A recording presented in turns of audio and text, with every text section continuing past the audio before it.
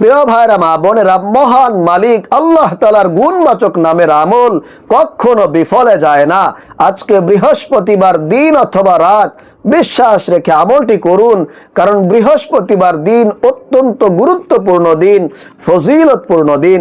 বৃহস্পতিবার রাত অত্যন্ত গুরুত্বপূর্ণ রাত, ফজিলতপূর্ণ রাত।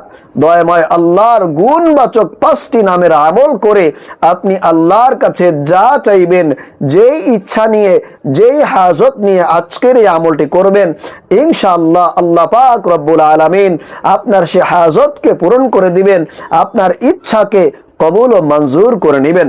প্রিয় ভাইরা, মা বোনেরা, এই আমলটি করে অনেকেই ফলাফল পেয়েছে, কারণ পবিত্র বৃহস্পতিবার দিন একটি সম্মানিত দিন, ফজিলতপূর্ণ দিন। এই দিনে অথবা রাতে 5টি আল্লাহ তাআলার গুণবাচক নামের আমল করুন, আপনার কপাল খুলে যাবে, ভাগ্যটা পরিবর্তন হয়ে যাবে, অভাব অনটন আল্লাহ তাআলা আপনার থেকে দূর করে দিবেন। প্রিয় ভাইরা, মা বোনেরা, ওই নারী পুরুষ কতই না সৌভাগ্যবান যারা এই আমলটি করবে, কারণ আমলটি করলে আল্লাহর কাছে বান্দা যা চাইবে আল্লাহ বান্দাকে খালি হাতে ফিরিয়ে দিবে না, সাথে সাথে যদি সেটা তার জন্য কল্যাণকর হয়ে থাকে, মঙ্গলজনক হয়ে থাকে, আল্লাহ সুবহানাহু ওয়া তাআলা আজকের বৃহস্পতিবার দিন অথবা রাতের ওসিলা করে তার সকল চাওয়াকে কবুল ও মঞ্জুর করে নেবেন। আপনি খুব কষ্টে আছেন, পেরেশানির মধ্যে আছেন, বিপদের মধ্যে আছেন, হতাশার মধ্যে আছেন, কি করবেন বুঝে উঠে পারতেছেন না, আমি বলবো কষ্ট করে পরিপূর্ণ বিশ্বাস নিয়ে আজকের এই দিন অথবা রাতে যখনই সময় পাবেন, এই আমলের ভিডিওটা আপনি যখনই দেখবেন, ইনশাআল্লাহ তখনই আমলটা করে ফেলুন। আল্লাহ সুবহানাহু ওয়া তাআলা আপনার জীবন থেকে সকল প্রকার দুঃখ, কষ্ট, দুর্দশা, হতাশাকে আল্লাহ দূর করে আপনার জীবনটাকে প্রশান্তিময় করে দিবেন। বলুন না সুবহানাল্লাহ। আপনি অনেক টাকা পয়সা ঋণ হয়ে গিয়েছেন, মানুষের কাছ থেকে অনেক টাকা পয়সা ধার দেনা করেছেন, মানুষেরা বিভিন্ন সময় আপনাকে কটু কথা বলে, টাকা দিতে পারেন না, ঋণ পরিশোধ করতে পারছেন না, চিন্তায় চিন্তায় আপনি শেষ হয়ে যাচ্ছেন, ঠিক মতো খাওয়া দাওয়া করতে পারেন না, ঘুমাতে পারেন না। আমি বলবো আজকের এই আমলটি মিস করবেন না, একটু কষ্ট করে ধৈর্য ধরে আমলটি করুন। ইনশাআল্লাহ আল্লাহ সুবহানাহু ওয়া তাআলা কিভাবে কোত্থেকে অকল্পনীয় উৎস থেকে আপনার ঋণ পরিশোধ করিয়ে দিবেন আপনি কল্পনাও করতে পারবেন না।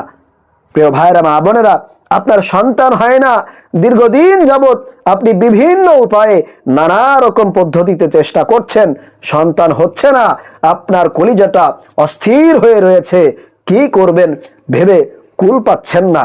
আমি বলবো আপনি আল্লাহর কাছে আজকের এই আমলটি করে সাহায্য চান, সন্তান চান, আল্লাহ সুবহানাহু ওয়া তাআলা আপনাকে নেককার সালিহিন সন্তান দান করবেন।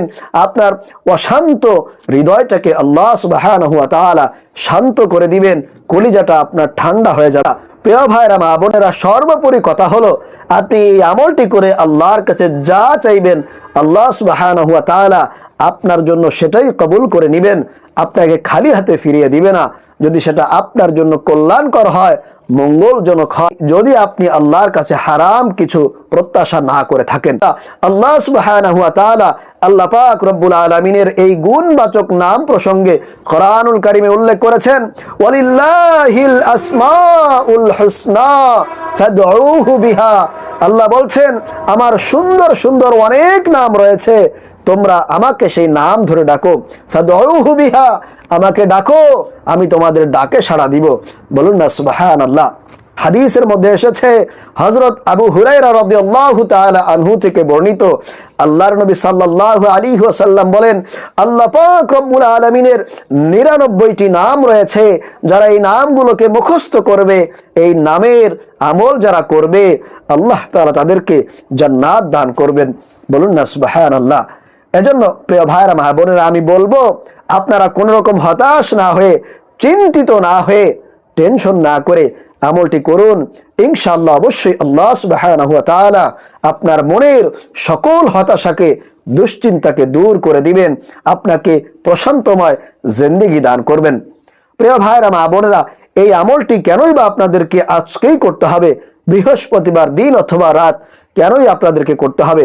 কারণ হলো বৃহস্পতিবার দিন আল্লাহ সুবহানাহু ওয়া তাআলার রহমতের দরজাগুলো খোলা থাকে এবং এই দিনে আল্লাহ পাক রব্বুল আলামিনের কাছে ফেরেশতারা সকল মানুষের আমলনামাগুলোকে উপস্থাপন করে থাকেন। আল্লাহ তাআলা দেখতে পান যে আমার কোন বান্দাবান্দি এই সপ্তাহে কি কি আমল করেছে। আল্লাহর কাছে সমস্ত আমলনামাগুলোকে উপস্থাপন করা হয়ে থাকে। এজন্য প্রিয় ভাইরা মা বোনেরা, সুবর্ণ সুযোগ কেউ মিস করবেন না। একটু কষ্ট করে আজকেই আমলটা করে ফেলুন, ইনশাআল্লাহ কপাল খুলে যাবে। তাহলে চলুন আমরা আজকের এই মূল্যবান গুরুত্বপূর্ণ আমলটি শিখে নেই। এই আমলটি করার জন্য আপনাদেরকে সর্বপ্রথম উত্তম রূপে ভালো করে ওযু করতে হবে। এজন্য ওযুর শুরুতে অবশ্যই আপনাদেরকে বিসমিল্লাহির রহমানির রহিম পাঠ করতে হবে। বিসমিল্লাহ পাঠ করে আপনি ওযু করবেন। ওযু করে আপনার ঘরে চলে আসবেন অথবা মসজিদে চলে যাবেন। এরপরে আপনি জায়নামাজে দাঁড়িয়ে 2 রাকাত সলাতুল হাজতের নামাজ আপনাদেরকে আদায় করে নিতে হবে। আপনার যেই সমস্যা আছে, আপনি যে হাজত নিয়ে এই নামাজটি আদায় করবেন সেই নিয়তটি করে নেবেন।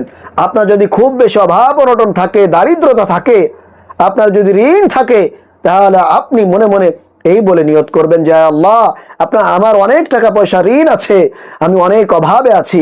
আল্লাহ, আমার ঋণ মুক্তির জন্য, আমার অভাব দূর করার জন্য আমি আজকে 2 রাকাত সলাতুল হাজতের নামাজ আদায় করছি। এই বলে আপনি আল্লাহু আকবার বলে হাত বেঁধে ফেলবেন।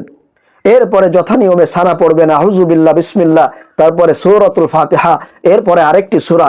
এই যে নিয়ম আছে, এই নিয়মে আপনি 2 রাকাত সলাতুল হাজতের নামাজ আদায় করে জায়নামাজে বসবেন। বসার পরে আল্লাহ সুবহানাহু ওয়া তাআলার 5টি গুণবাচক নামের আমল আপনাদেরকে 5 বার করে পাঠ করতে হবে, জিকির করতে হবে। সর্বপ্রথম আপনি যেই নামের আমলটি করবেন সেটা হলো ইয়া রহমানু। আমি বলে দিচ্ছি কিভাবে পাঠ করবেন। ইয়া রহমানু ইয়া আল্লাহ, ইয়া রহমানু ইয়া আল্লাহ, ইয়া রহমানু ইয়া আল্লাহ, এইভাবে করে পাঠ করবেন। 2 নম্বরে ইয়া গফফারু ইয়া আল্লাহ, ইয়া গফফারু ইয়া আল্লাহ, ইয়া গফফারু ইয়া আল্লাহ। 3 নম্বরে ইয়া করিমু ইয়া আল্লাহ, ইয়া করিমু ইয়া আল্লাহ, ইয়া করিমু ইয়া আল্লাহ। 4 নম্বরে ইয়া রাজ্জাকু ইয়া আল্লাহ, ইয়া রাজ্জাকু ইয়া আল্লাহ, ইয়া রাজ্জাকু ইয়া আল্লাহ। এবং 5 নম্বরে ইয়া জাল জালালি ওয়াল ইকরাম, ইয়া জাল জালালি ওয়াল ইকরাম। এটাকে ইসমে আজম বলা হয়। আল্লাহর নবী সাল্লাল্লাহু আলাইহি ওয়াসাল্লাম বলছেন, কেউ যদি ইসমে আজম পড়ে দোয়া করে তাহলে আল্লাহ তার দোয়াকে খালি হাতে ফিরিয়ে দেন না, সাথে সাথে কবুল ও মঞ্জুর করে নেন। তাহলে প্রিয় ভাইরা মা বোনেরা, এই 5টি নামের আমল করবেন এবং সর্বশেষ আপনারা 100 বার দুরূদ শরীফ পাঠ করবেন। সব থেকে ছোট্ট দুরূদ সাল্লাল্লাহু আলাইহি ওয়াসাল্লাম, সাল্লাল্লাহু আলাইহি ওয়াসাল্লাম, সাল্লাল্লাহু আলাইহি ওয়াসাল্লাম 100 বার দুরূদ পাঠ করবেন। কারণ দুরূদ পাঠ না করলে আল্লাহ সুবহানাহু ওয়া তাআলা তার দোয়াকে কবুল করেন না, তার ডাকে সাড়া দেন না। কারণ দুরূদটা দোয়া কবুলের জন্য খুবই গুরুত্বপূর্ণ একটি বিষয়। এজন্য অবশ্যই 100 বার দুরূদ পাঠ করবেন। এরপরে সর্বশেষ দুহাত তুলে চোখের পানিগুলো ছেড়ে দিয়ে আল্লাহর কাছে মোনাজাত করবেন, দোয়া করবেন। আপনার মনের যেই আশা আকাঙ্ক্ষা আছে, যে পেরেশানি আছে, সে বিষয়ে আল্লাহর কাছে দোয়া করবেন। অবশ্যই আল্লাহ সুবহানাহু ওয়া তাআলা আপনার দোয়াকে কবুল করবেন, আপনার ডাকে সাড়া দিবেন।